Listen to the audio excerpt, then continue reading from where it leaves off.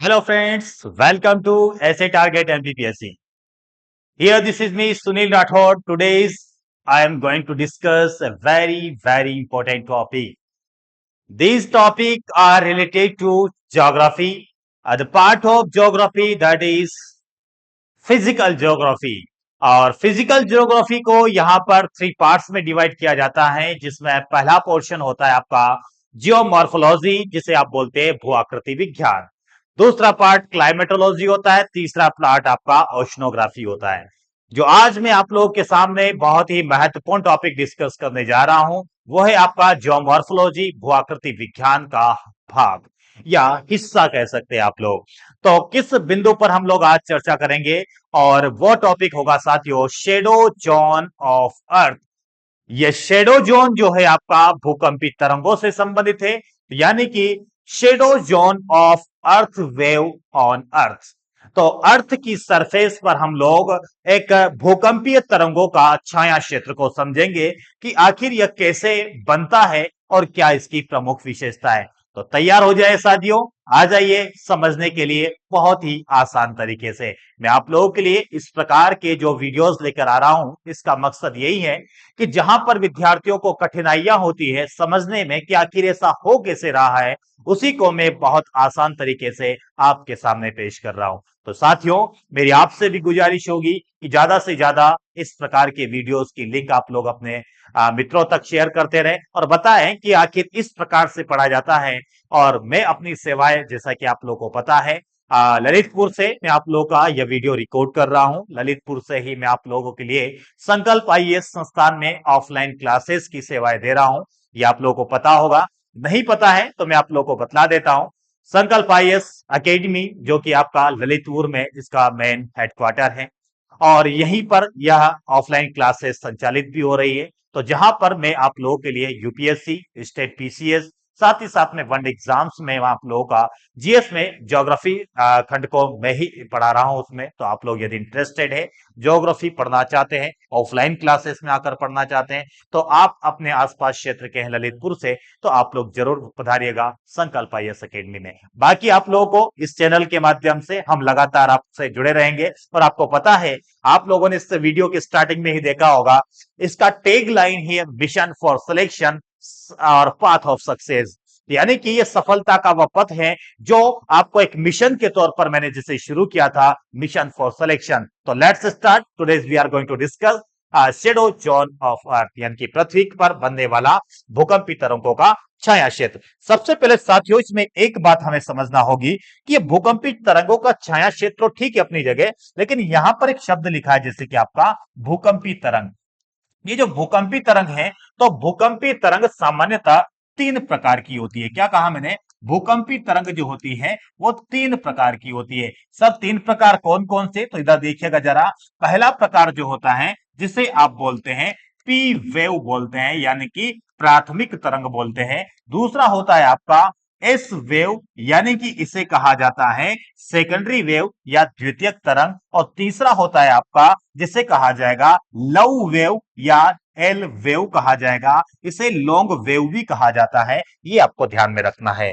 यहां पर ये दोनों तरंग जो होती है, ये पृथ्वी की आंतरिक परतों में संचरित होती हैं, इसलिए इसे आंतरिक परत का, इसे आंतरिक तरंग कहा जाता है। तो ये ध्यान रखिएगा, इसे क्या कहा जाता है? इन्हें आंतरिक तरंग कहा जाता है। आंतरिक आंतरिक इनर वेव कहा जाता है, आंतरिक तरंग कहा जाता है।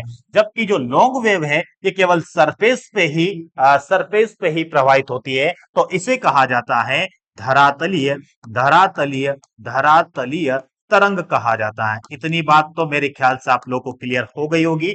अब हमें जब भूकंपी तरंगों का छाया क्षेत्र समझना होता है, तो हमें आवश्यकता पड़ती है पी वेव के और एस वेव के फीचर्स की। आखिर इनकी क्या प्रमुख विशेषता है, उस बेसिस पर हम लोग पृथ्वी की आंतरिक संरचना को समझ पाते हैं। तो चलिए पहले हम लोग समझ ही लेते हैं यही पी वेव एस वेव के फीचर्स, साथ में एल वेव के भी फीचर्स मैं आप लोगों को बतला दूंगा।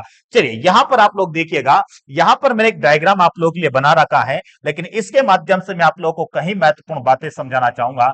जैसे कि आपका यहां पर लिखा हुआ है आपका प्राथमिक तरंग। इस प्राथमिक तरंग की सबसे बड़ी विशेषता क्या होती है? ये ध्वनि तरंग के समान, क्या कहा मैंने?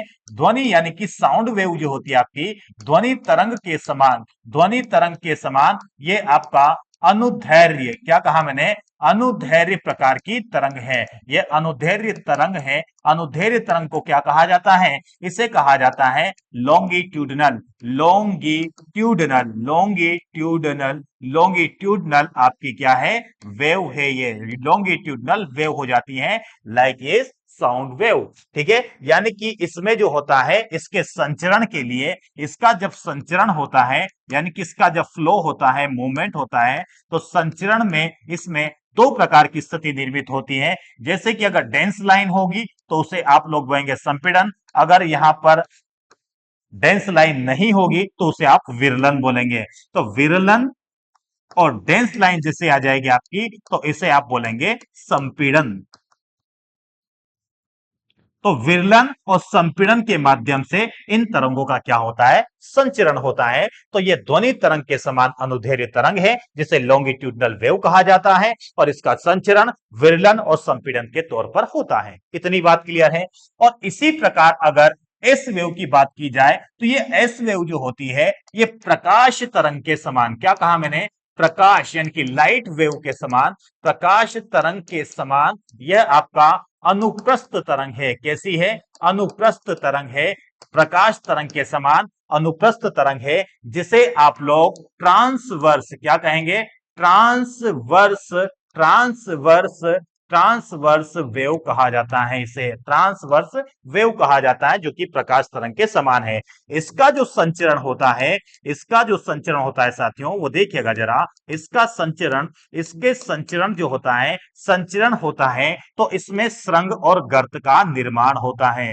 किसका निर्माण होता है? इसे कहा जाएगा श्रृंग, इसे श्रृंग कहा जाएगा, और इसे कहा जाएगा गर्त। और एक श्रृंग और एक गर्त मिलकर पूरा एक वेवलेंथ बनकर तैयार हो जाता है, एक तरंगदैर्घ्य बनकर तैयार हो जाती है। तो इसी को कहा जाता है कि अनुप्रस्थ के समान आपकी एस वेव क्या करती है? संचरण करती है। अभी तो ये मैंने सामान्य सी बात बताई है। जो इंपॉर्टेंट बात है, जो आपको पृथ्वी की छाया क्षेत्र के बारे में, भूकंपीय छाया क्षेत्र के बारे में स्पष्ट करेगा, तो हमें एक फीचर्स और समझना पड़ेगा। ये जो पी वेव होती है ना, ये पी वेव, ये है ऑल स्टेट ऑफ सब्सटेंस, पदार्थ की सभी अवस्थाओं में। क्या कहा मैंने?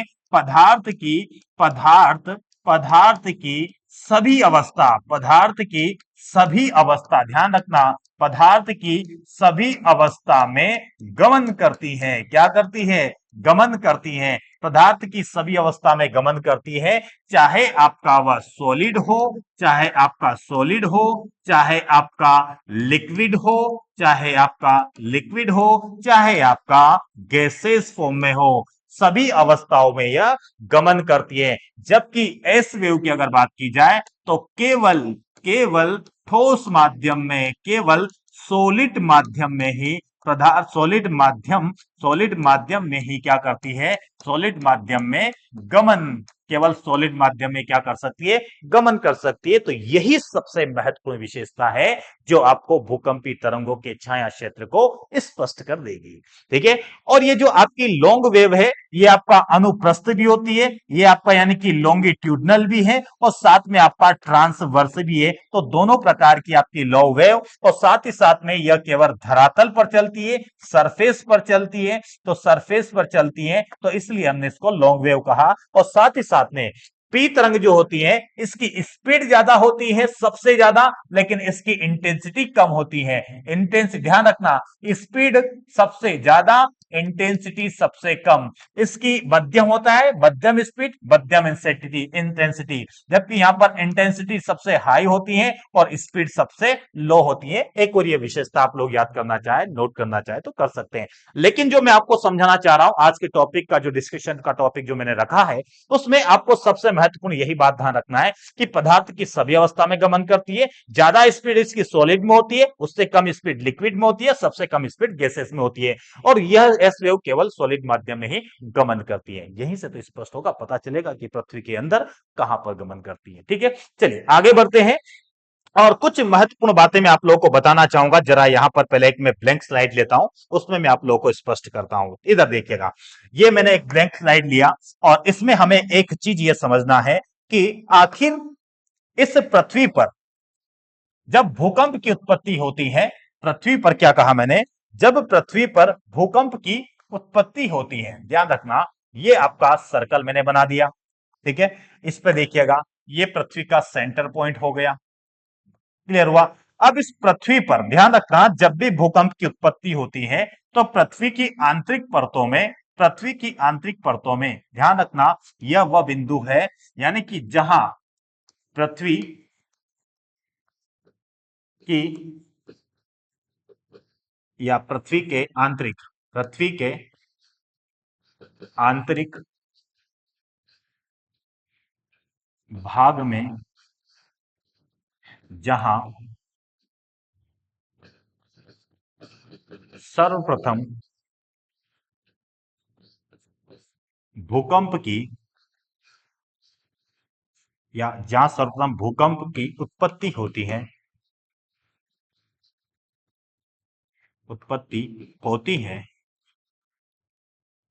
ठीक है, उसे उसे क्या कहा जाएगा, उसे फोकस कहा जाएगा। क्या कहा जाएगा, उसे फोकस कहा जाएगा, जिसे अभिकेंद्र भी कहा जाता है। क्या कहा जाता है, अभिकेंद्र भी कहा जाता है। उसके बाद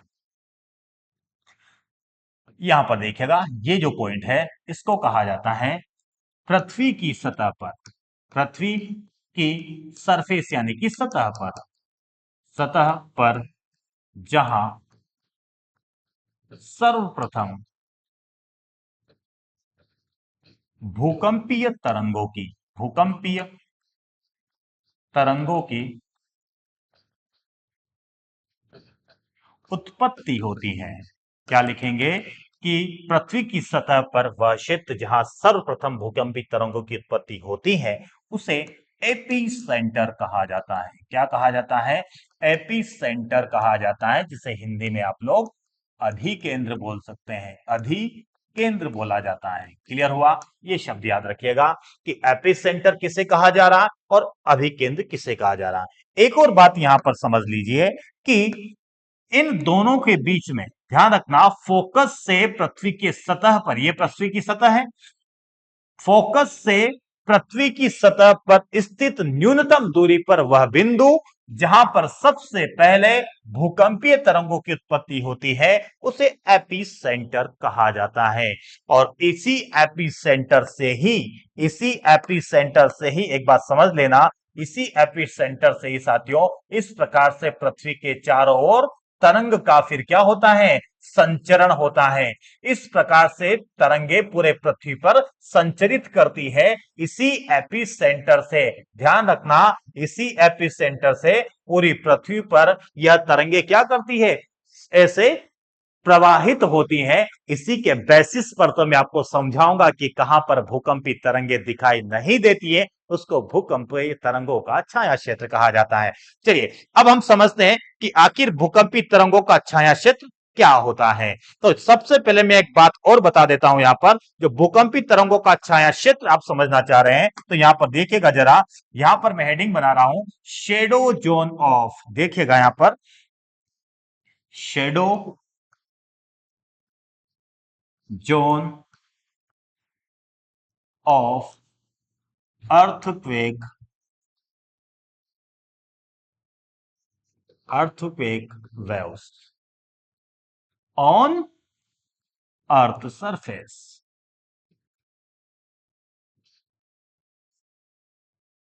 ठीक है, ऑन अर्थ सरफेस, यानी कि पृथ्वी की सतह पर भूकंपीय तरंगों का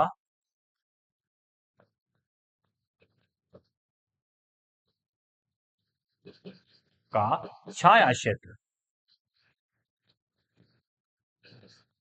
क्लियर हुआ कि पृथ्वी की सतह पर भूकंपी तरंगों का छाया क्षेत्र, ये हमारा मेन आज का टॉपिक है। सबसे पहले इसे हम लोग डिफाइन करने की कोशिश करते हैं कि आखिर इसको कैसे डिफाइन किया जाएगा। तो ध्यान रखना, जैसे मैंने आपका यह पृथ्वी बनाया, इस पृथ्वी पर कुछ एरिया आपको इसके चारों ओर अगर इसके घूम के देखेंगे तो कुछ एरिया ऐसा मिलेगा आपको, यानी कि इस पृथ्वी की सतह पर, ध्यान रखना, पृथ्वी की सतह पर, पृथ्वी की सतह पर, समझना बात को, इस पृथ्वी की सतह पर हमें कुछ ऐसे एरिया मिलेंगे, इसमें हमें कुछ ऐसा एरिया यानी कि कुछ ऐसे क्षेत्र प्राप्त होंगे जहां पर ना तो पी तरंग और ना ही एस तरंग या इंडिविजुअली पी तरंग या एस तरंग हमें दिखाई नहीं देती हो। दिखाई नहीं देगी मतलब, दिखाई नहीं देगी मतलब यदि उसका सिस्मोग्राफ में, क्या कहा मैंने,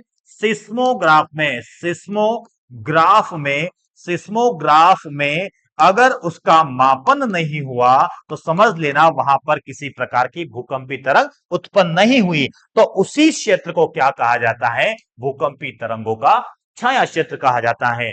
तो पृथ्वी की सतह का वह चारों ओर का वह क्षेत्र, जैसे कि मैंने बताया ना कि पृथ्वी के चारों तरफ ऐसे गमन करती है, तो जहां तक आपको गमन कर रही, मैंने कहा कि इस एरिया में यहां पर कोई तरंग नहीं दिखाई दी, तो हम इसको क्या बोल देंगे, shadow zone of earthquake wave on earth surface. तो उसी प्रकार मैंने आपको यहां पर समझाना चाहा कि पृथ्वी की सतह पर ऐसा एरिया है जहां पर पी तरंग दिखाई दे नहीं रही हो, ना ही एस तरंग दिखाई दे रही हो, और सिस्मोग्राफ में इसकी जानकारी मिलती है। अब आपने इस नया शब्द सुन लिया, सिस्मोग्राफ। मैं एक लाइन में इस बात को खत्म करूंगा कि सिस्मोग्राफ होता क्या है। सिस्मोग्राफ बस ये आइडेंटिफाई करवाता है कि जो भूकंपी तरंग आई है वो एस तरंग है या पी तरंग है या आपका एल तरंग है। तो तरंगों के बारे में हमें इंफॉर्मेशन देता है, उसी स्केल को या पैरामीटर को कहा जाता है सिस्मोग्राफ। तो seismograph is a parameter to identify which earthquake wave is origin on the earth surface या in the focus centre, focus centre से कौन सी तरंग उत्पन्न हुई है उसके बारे में हमें जानकारी देता है। तो एस है, पी है या फिर आपका एल तरंग है, उसकी जानकारी इसी से मिलती है। तो परिभाषा क्लियर हुई कि पृथ्वी की सतह पर भूकंपी तरंगों का वह छाया क्षेत्र जहां पर किसी भी प्रकार की तरंग हमें वहां पर उसका प्रभाव नहीं दिखाई देता है, नहीं दिखाई देती है, उसी को छाया क्षेत्र बोल दिया जाता है। इतना क्लियर हुआ, आगे देखिएगा। अब एक बात और यहां पर यह समझना है कि पृथ्वी पर अगर हम लोग देखें कई सारी लेयर से, अगर आप लोग पृथ्वी की आंतरिक संरचना, मैं आप लोगों के लिए एक दिन एक क्लास लेकर आऊंगा जिसमें हम पृथ्वी की आंतरिक संरचना को समझेंगे। तो पृथ्वी की आंतरिक संरचना जब पढ़ते हैं तो इसमें 3 लेयर हमें प्राप्त होती है। कितनी लेयर, 3 लेयर प्राप्त होती है। पहली लेयर को कहा जाता है क्रस्ट, यानी कि आपका भूपरपटी, भूपरपटी। दूसरा होता है आपका मेंटल, जिसे हम कहते हैं प्रवार, और एक होता है आपका कोर, जिसे हिंदी में कहा जाता है क्रोड। क्लियर है। तो पृथ्वी की आंतरिक संरचना में ये 3 प्रमुख परतों का विशेष योगदान होता है। अब इसमें भी अगर आप लोग कुछ असांतत्य की बात करें, ध्यान रखना, असांतत्य यानी कि डिसकंटिन्यूटी,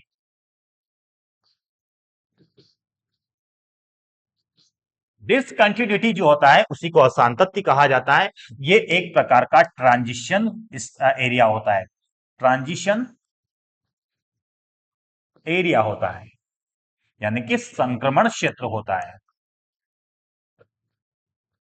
क्लियर हुआ। ये संक्रमण क्षेत्र कहां पर, जरा देखिएगा। अगर हम लोग यहां पर बात करें कि अगर ये क्रस्ट को 2 भागों में बांट दिया जाए, इसी प्रकार मेंटल को भी 2 भागों में बांट दिया जाए और कोर को भी 2 भागों में बांट दिया जाए, तो हमें 5 प्रकार के यहां पर असांतत्य मिलेंगे। जरा सबसे पहले हम लोग ये काम करते हैं कि सबसे पहले आपको ये जो क्रस्ट और मेंटल के बीच में ये लाइन आपको जो दिखाई दे रही है, ये लाइन जो आपको दिखाई दे रही है, ये आपका क्रस्ट, यानी कि ये वाला भाग आपका क्रस्ट है, ये वाला भाग मेंटल है और ये वाला भाग आपका कोर है। तो भूपरपटी और मेंटल के बीच में जो आपका असांतत्य है उसका नाम सबसे पहले लिख लेते हैं हम लोग, ये हो जाएगा आपका मोहो असांतत्य। क्या हो जाएगा, मोहो असांतत्य। क्लियर हुआ। इसके बाद देखिएगा, ये मेंटल और आपके क्रोर के बीच में जो असांतत्य है इसे क्या कहा जाएगा, इसे कहा जाएगा गुटेनबर्ग, गुटेनबर्ग असांतत्य, गुटेनबर्ग असांतत्य। क्लियर हुआ, गुटेनबर्ग असांतत्य हो गया। इसके बाद देखिएगा, अब यहां पर प्रत्येक परत को दो भागों में बांटा गया। तो सबसे पहले ये जो आप आसान तत्व दिख रहा है, इसका नाम होता है रेपेती सॉरी कौन रोड आसान तत्व। क्या होगा? कौन रोड आसान तत्व। ठीक है। उसके बाद इस आसान तत्व को कहा जाएगा लेहमैन आसान तत्व।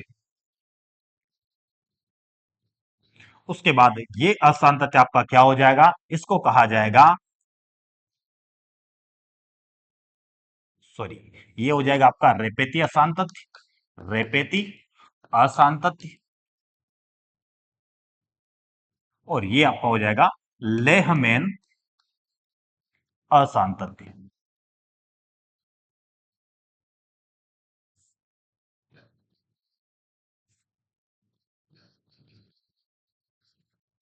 क्लियर हुआ? तो ये 5 प्रकार के मैंने आसान तत्व लिखे हैं। यहां पे हमें जरूरत पड़ेगी सिर्फ किसकी? इसका याद रखना आप, गुटेनबर्ग आसान तत्व का। गुटेनबर्ग आसान तत्व जो मेंटल के बाद जैसे क्रॉस करते हैं आप लोग, जब यहां पर एंटर करते हैं तो कोर आ जाता है। तो प्रवार और क्रोड के बीच में आप लोग का गुटेनबर्ग आसान तत्व है। इतनी क्लियर बात हुई? बढ़े अब आगे। ये शांत आसान तत्व याद रखना। क्रस्ट को दो भाग में बांट रहा है कॉनरोड, मेंटल को दो भाग में रेपेती, और कोर को बांट रहा है आपका लेहमैन।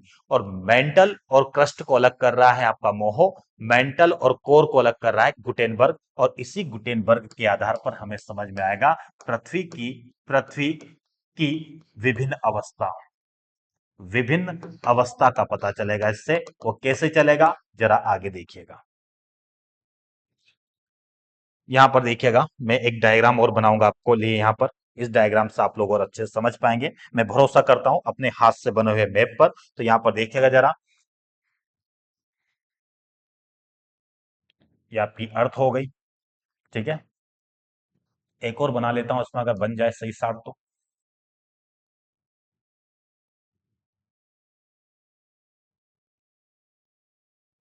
पर ये मुंह नहीं होगा। ठीक है, चलिए हटा देते हैं उन लोगों को।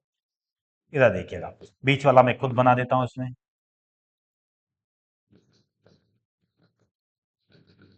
ये आपका हो गया बीच में एक सर्कल, एक केंद्रीय पार्ट हो गया। ठीक है। अब ध्यान रखना, जो मैं आपसे बताना चाह रहा हूं कि ये जो मैंने असांतत्य बनाया है, ये जो आप देख पा रहे हैं, मैंने छोटी लाइन ली है ताकि कुछ और चीजें गड़बड़ ना हो इसमें। ये आपका है कौन सा? गुटेनबर्ग असांतत्य। कौन सा है? अभी जो मैंने थोड़ी देर पहले बताया आपको, ये गुटेनबर्ग असांतत्य है, जो मेंटल को कोर से अलग कर रहा है। इतना ध्यान रखना। इसका मतलब इस एरिया में आपका क्या क्या है? इस एरिया में आपको जो मिलेगा, इस पूरे एरिया में आप लोगों को क्या मिलेगा? इसमें आपका क्रस्ट भी है, प्लस आपका इसमें मेंटल है। ठीक है। जबकि ये केंद्रीय भाग जो आपका है, ये केवल आपका कोर वाला हिस्सा है। अब क्या होता है, भूकंपी तरंगों के बारे में जब भी पढ़ा जाता है ऐसे, तो यहां पर मैंने कहा कि एक जो पॉइंट होता है जिससे आप लोग क्या बोलते हैं? एपिसेंटर बोलते हैं। एपिसेंटर बोलते हैं इसको। ठीक है। यहीं से भूकंपी तरंग संचरण करना शुरू करती है। और संचरण करना शुरू करती है तो दो कलर का मैं यहां पर इस्तेमाल करूंगा। तो एक कलर ये होगा, तो यहां पर देखिएगा जरा। तो इस प्रकार से तरंग संचरण करेगी दोनों दिशाओं में। इस प्रकार से तरंग संचरण करेगी दोनों दिशाओं में। इस प्रकार से आपकी तरंग संचरण करेगी दोनों दिशाओं में। आप लोग भी बनाते चलिएगा मेरे साथ। इस प्रकार से तरंग का संचरण होगा। इस प्रकार से तरंग का संचरण होगा। यहां तक आपकी तरंग आ गई, इसकी मतलब इसकी सीमा से टच हो गई। अब यहां तक देखिएगा। फिर दूसरा कलर देते हैं हम लोग। इस प्रकार से आपकी एक तरंग और आएगी। सबके बीच में एक एक और रेखा बना दीजिए आप लोग। ठीक है।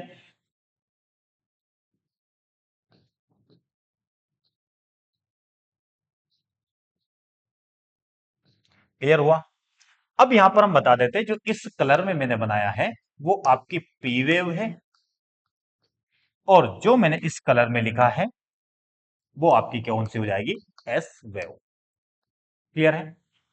अब आप लोग जो देख पा रहे हैं, यहां से अगर इसकी दूरी देखा जाए तो 1 डिग्री से शुरू होता है, 2 डिग्री, 3 डिग्री, ऐसे करते करते आप लोग आगे बढ़ेंगे तो ये यहां पर अगर पहुंच जाएंगे तो यहां पर 103 डिग्री आपको कोणीय दूरी मिलेगी। क्या मिलेगी?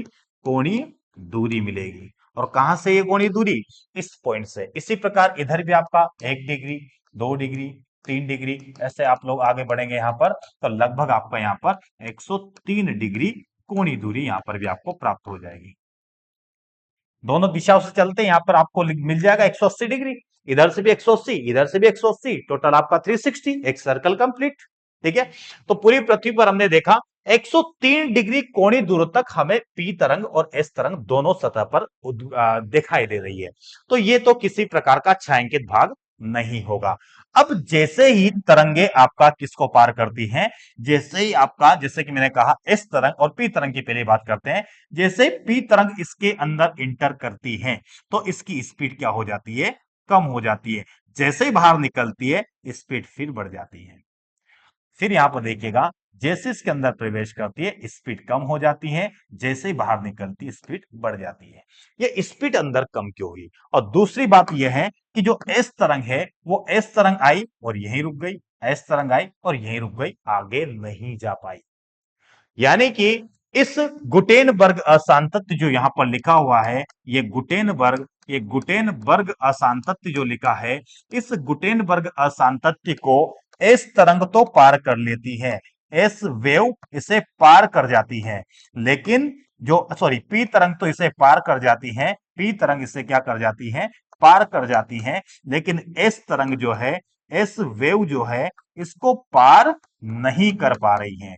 इसका मतलब क्या हुआ? उस विशेषता की बात सोचिए। मैंने कहा था केवल सॉलिड पार्ट में मूव करती है एस वेव। इसका मतलब यहां से अवस्था चेंज हो गई होगी। अवस्था चेंज हुई क्योंकि ये एस वेव है, केवल सॉलिड में ही फ्लो कर सकती है। इसका मतलब पार नहीं कर पाई, यहां पर लिक्विड जैसी कुछ अवस्था आ गई होगी, इसलिए वो गमन नहीं कर पा रही है। तो हमने कहा, और एस तरंग की स्पीड कम हो जा रही है, तो आपने देखा कि इसके अंदर जो जा पा रही है वो कौन सी तरंग है? केवल इसके अंदर जा पा रही है केवल वो अब पी तरंग है बस। इसके अंदर जाने वाली कौन सी तरंग है? केवल आपकी अब पी तरंग है। और ये कब दिखाई दी पी तरंग? भी इतनी गैप के बाद दिखाई दी। ये 143 डिग्री कोणीय दूरी है। ठीक है, और यहां पर भी आपका 143 डिग्री कोणीय दूरी है। इसका मतलब क्या हुआ? अब आपको एक बात तो क्लियर हो गई कि सर ये जो एरिया है, यहां पर ना तो पी दिखाई दी और ना ही एस तरंग दिखाई दी। तो ये जो छायांकित भाग हुआ, ये P wave plus S wave का शेडो जोन हो गया। शेडो जोन हो गया ना। और ये वाला जो आप बताएंगे अब, ये वाला किसका शेडो जोन होगा? ये वाला यहां पर पी तरंग तो दिखाई दे रही है, लेकिन यहां पर एस वेव नहीं दिखाई दे रही है, तो एस वेव का ये क्या हो जाएगा? शेडो जोन हो जाएगा। यानी कि एस तरंग का छायांकित भाग क्षेत्र। अब देखना, यहां पर आपकी पी वेव नहीं दिखाई दे रही, पी वेव यहां पर भी नहीं दिखाई दे रही। तो अगर आप लोग ऐसा कहना चाहें कि यहां पर अगर मैं ऐसा कह दूं कि जो 103 डिग्री है, एक छोटी सी लाइन में ड्रॉ करता हूं, आप लोग को दिख जाएगी वो भी। इधर देखिएगा जरा, यहां से देखते हैं। जैसे कि मैंने कहा कि 103 से इस 103 तक, यहां तक 103 से 103 तक आपको नहीं दिखाई दी है, तो एस तरंग जो आपकी, एस वेव जो है, ये एस वेव नहीं दिखाई दे रही इसमें भी, क्योंकि यहां तो आपकी पी तो दिखाई दे रही है। तो 103 डिग्री कोणीय दूरी पूर्व से 103 डिग्री कोणीय दूरी पश्चिम की तरफ तक आपको एस वेव नहीं दिखाई देगी। तो ये इसका संपूर्ण शेडो जोन हो जाएगा, ये इसका टोटल शेडो जोन हो जाएगा। कितना? 103 पूर्व से 103 पश्चिम। मैं कहूंगा कि पी जोन का आप बताइए, पी का शेडो जोन, तो पी का तो इतना ही होगा आपका 103 से 143, क्योंकि 143 के बाद में तो यहां पर तो दिखाई दे रही है। तो ये केवल अगर कहें कि केवल शेडो जोन, केवल एस वेव का शेडो जोन देखेंगे तो वो तो 143 से 143 है। पर पी के साथ भी इसका शेडो जोन मिल जाता है आपका 103 से 143 के बीच में, तो ये आपका पी और एस दोनों का हो जाता है। और ओवरऑल पी का देखें तो 103 से शुरू होता है, तो 103 तक आपको शेडो जोन मिलता है। तो यह है आपका शेडो जोन। इस प्रकार से कंपित तरंगों का छायांकित भाग बनता है। आप लोग को जरूर ये समझ में आया होगा। इसे ध्यानपूर्वक समझना, बार बार वीडियो को देख लेना, बहुत अच्छी चीजें क्लियर हो जाएगी। फिर आप लोग बना बनाया इस प्रकार का मैप देख पाएंगे। तो ये आप देख लीजिएगा। तो यहाँ पर चाहे 140 लिखा हो, 143 हो जाएगा। ये 140 यहाँ पर गलत लिखा हुआ है, तो आप लोग वो ध्यान रखना। जैसे कि 105 भी ये गलत है, 103 याद रखना है। यहाँ पर आपको कौन सी वेव नहीं दिख रही है, यहाँ पर पी वेव भी नहीं दिखेगी, एस वेव भी नहीं दिखेगी। देखिएगा, पी वेव शेडो जोन और ये एस वेव का भी शेडो जोन होता है। इसने गलत बना रखा है, तो इस पर आप लोग फोकस मत कीजिएगा। मैंने जो आपको बना के दिया है उस पर भरोसा कीजिए। तो पी वेव और एस वेव दोनों का शेडो जोन ये हो जाएगा। और केवल पी वेव का शेडो जोन देखें तो 143 से 143, और ओवरऑल पी जोन का 103 से 103 भी पी वेव का ही शेडो जोन है। पी वेव तो सॉरी, एस वेव तो दिखाई नहीं दे रही है। 143 से भी 143 में पी वेव नहीं दिखेगी, और 103 से भी 103 में भी आपको पी जो आपका एस वेव, में बार बार पी बोल रहा हूं, 143 से 143 के बीच में आपको एस वेव नहीं दिखेगी। 103 से 103 के बीच में भी आपको एस वेव नहीं दिखेगी। 103 से 143 के बीच में एस के साथ में पी वेव भी आपको नहीं दिखेगी। तो ये इतने प्रकार का आपका शेडो जोन बनता है। तो आप लोग जरूर इसको अच्छे से देखिएगा, दोबारा देखिएगा, तो पूरी चीज आपको क्लियर हो जाएगी। कैसा लगा सेशन, इसका कमेंट बॉक्स में जरूर आंसर दीजिएगा। आप लोगों से फिर इजाजत चाहता हूं मैं। मिलते फिर नेक्स्ट सेशन में एक नए टॉपिक के साथ में। आप लोग जरूर कमेंट करके मुझे बता सकते हैं कौन सा टॉपिक आपको समझना है। चलिए साथियों, नमस्कार, जय हिंद।